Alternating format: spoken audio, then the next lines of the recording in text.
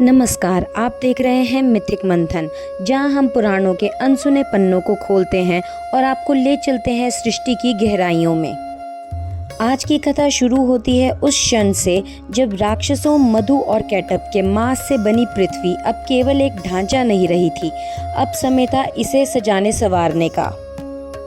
ब्रह्मा ने ब्रह्मांड के बीचों बीच 8 महान पर्वतों को रचा। सुमेरु, कैलाश, हिमालय और मलय जैसे पर्वत, जिनकी चोटियों पर देवता वास करेंगे। साथ ही बने 7 द्वीप, जम्बू द्वीप, कुश द्वीप और पुष्कर द्वीप, जो बाद में मानव सभ्यता के आधार बनेंगे। नदियां बह चली मानो ये नवजात पृथ्वी माँ का आंचल हो, और ये नदियां उसका अमृत दूध। सागर लहराने लगे, पेड़ पौधे फूल फल उगने लगे, मानो पृथ्वी अब अंग प्रत्यंग प्राप्त कर रही हो। इसी धरातल को भूलोक कहा गया। इसके ऊपर स्वर्गलोक, जहाँ देवगण निवास करेंगे, और नीचे पाताल लोक, जिसे 7 भागों में बांटा गया, अतल, वितल, सुतल, पाताल इत्यादि। इन तीनों लोकों के भी ऊपर था वैकुंठ, भगवान विष्णु का दिव्य निवास।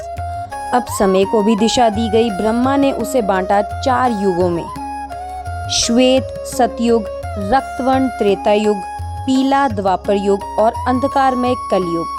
ये चारों मिलकर बने एक महायुग। और इसी समय पर ब्रह्मा की आंखें स्थिर हो गई। अब वह कभी नहीं झपकती, वह हर क्षण इस ब्रह्मांड पर दृष्टि रखती है। लेकिन अब एक सबसे बड़ा कार्य शेष था, मानव का सृजन। एक ऐसा जीव जो ब्रह्मा की ही छवि हो, उसकी ही चेतना से उपजा हो। ब्रह्मा ने अपनी आंखें मूंदी और उनके मन से प्रकट हुए 4 दिव्य बालक, सनक, सनातन, सनंदन और सनत कुमार। ये थे कुमार, उनकी मानस संतानें। इन चारों को एक साथ कहा गया चतुर्षशन। ब्रह्मा की आंखों में पहली बार पितृत्व की चमक आई।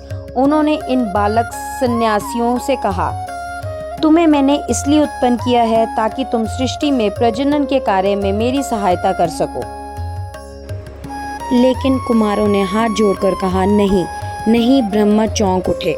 हाँ परमपिता, हम आभारी हैं कि आपने हमें जन्म दिया, पर हम जन्म और मृत्यु के इस चक्कर में बंधना नहीं चाहते। ये संसार सीमित है, पर ब्रह्मांड असीम है। हम उसी की साधना करना चाहते हैं। हम सत्य और पवित्रता के प्रतीक हैं और यही हमारा पथ है। क्या आप नहीं सुनते? चारों दिशाएं हमें पुकार रही हैं। ब्रह्मा ने समझाया, विनती की, तुम्हारे इनकार से सृष्टि अधूरी रह जाएगी, सब व्यर्थ हो जाएगा। पर चतुर्षशन नहीं डगमगाए। वे सृजन में नहीं, ज्ञान में विश्वास रखते थे। उन्होंने ब्रह्मा से एक वरदान मांगा, हमें वर दीजिए कि हम कभी वृद्ध ना हों, हम सदा कुमार रहें, बाल संत जो युगों तक ज्ञान बांटते रहें। ब्रह्मा ने अपने कुमारों को समझाने का हर प्रयास किया, पर जब वो नहीं माने तो अंततः उन्हें जाने देना पड़ा। जैसे ही वे चारों दिशाओं में लीन हो गए, ब्रह्मा के भीतर कुछ टूट गया। वो मोह जो एक पिता को अपनी संतान से होता है, अब पीड़ा में बदल चुका था, और उसी पीड़ा से जन्मे एक नई ऊर्जा, क्रोध। उस क्रोध की ज्वाला उनके ललाट से फूटी, और उस आग के अंगार से प्रकट हुआ एक दिव्य उग्र तेजस्वी पुरुष। उसकी आंखें रक्तवर्ण थी और स्वर जैसे गगन फाड़ दे। मेरा नाम क्या है? वो गरजा। ब्रह्मा कुछ बोल नहीं पाए।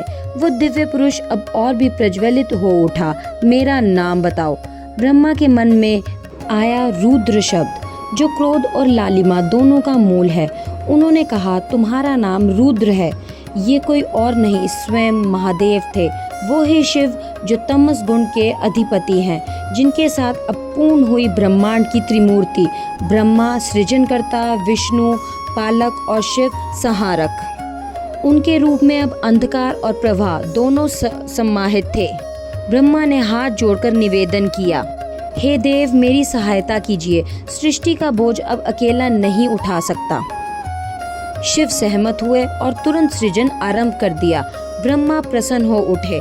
उन्हें अब लगा कि कोई उनका भागीदार बन गया है, कोई ऐसा जो उनके कर्म में साथ निभा रहा है। पर तभी उनका वह मुस्कुराता चेहरा ठिठक गया। रुद्र क्या कर रहे थे? वो एक के बाद एक अपने ही प्रतिरूप बना रहे थे, जैसे कोई कोशिका विभाजित हो रही हो। हर एक रुद्र महाशिव का प्रतिरूप, अमर और अजय। 11 रुद्र प्रकट हो चुके थे और ब्रह्मा की आंखों में भय छलक आया। बस कीजिए महादेव, ऐसा नहीं हो सकता। क्या नहीं हो सकता? शिव ने पूछा। आप अमर जीवों को उत्पन्न नहीं कर सकते, सृष्टि का संतुलन बिगड़ जाएगा। जीवन का अर्थ ही है जन्म और मृत्यु, जो मरेगा नहीं वो जन्म कैसे लेगा? शिव ने शांत स्वर में उत्तर दिया, मैं केवल अमर उत्पन्न कर सकता हूँ। यदि यही तुम्हारी सृजन के विरुद्ध है तो मैं अलग होता हूँ, मुझे तो केवल ध्यान करना है। और वे चले गए अपने 11 रुद्रों को पीछे छोड़कर। ब्रह्मा चुपचाप उन्हें देखते रहे। एक और उनके कुमारों ने एक भी जीव को जन्म नहीं दिया, दूसरी ओर शिव ने अनेक अमर उत्पन्न कर दिए। ना अल्पता काम आई ना अधिकता। अब वे 11 रुद्र अपने अपने निवास मांगने लगे। ब्रह्मा ने उन्हें 11 स्थान सौंपे, एक को हृदय, 5 को इंद्रियां और 5 को पंचतत्व। रुद्र चले गए और ब्रह्मा फिर एक बार अकेले रह गए, खुद को धिक्कारते हुए कि वो समझ नहीं पाए कि शिव का कार्य संहार है, सृजन नहीं, कि ये त्रिदेवों की भूमिका है और उनमें कोई रेखा नहीं मिट सकती। सृष्टि ब्रह्मा का धर्म है और उसे निभाना होगा। वह पुनः उठ खड़े हुए, दिशाओं को देखा और कहा, अब मैं स्वयं रचूंगा वह अंतिम प्रयास जो सृष्टि को पूर्ण बनाएगा। अगर आपको ये कथा पसंद आई हो तो लाइक करें, शेयर करें और चैनल को ज़रूर सब्सक्राइब करें, क्योंकि अगली बार हम फिर खोलेंगे एक नया पन्ना पुराणों की गहराइयों का।